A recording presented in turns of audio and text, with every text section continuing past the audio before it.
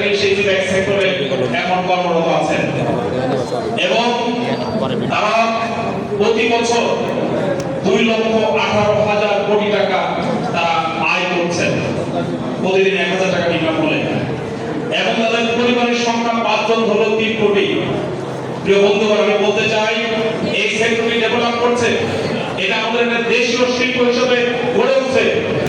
আমরা মহেন্দ্র টাকা বাইরে থেকে আমদানি করছি, আমরা বাজার আমদানি করছি, কিন্তু আজকে একটা নির্দিষ্ট নীতিমালা, যে নীতিমালার জন্য আমরা গত 12 বছর আন্দোলন করেছি, জেল খেটেছি, মামলা নিয়ে আমরা ঝুঁকছি। ফলে কিছুদিন পর পর বিভিন্ন মোটর কোম্পানি তাদের গাড়ি মার্কেটিং করার জন্য কোর্টকে ব্যবহার করে এখানে নিষেধাজ্ঞা নিয়ে আসে।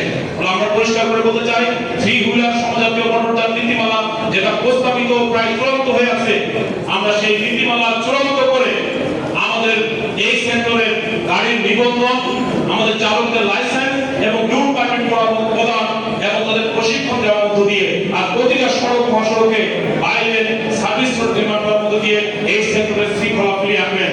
আমরা সংগ্রাম পরিষদের পক্ষ থেকে আজকে ইসকপের কনভেনশনে আমরা অনুরোধ করব যে এই যে বাংলাদেশের শ্রম ক্ষেত্রে আমাদের যদি 1 নম্বর ধরে আমাদের কৃষি সেক্টর 1 নম্বর শ্রম খাত, প্রায় তৃতীয় কাতারে আমাদের এই ব্যাটারি শ্রমিকরা কাজ করছে।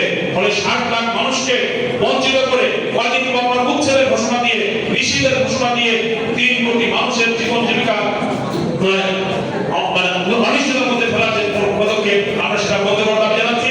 অবিলম্বে নীতিমালা চূড়ান্ত করার আমরা প্রস্তাব দিচ্ছি। একই সাথে আমরা ইসকপের আজকে যে কনভেনশন, সেখান থেকে আগামী দিনের আন্দোলনের কর্মসূচি আসবে, দাবিনামা আসবে।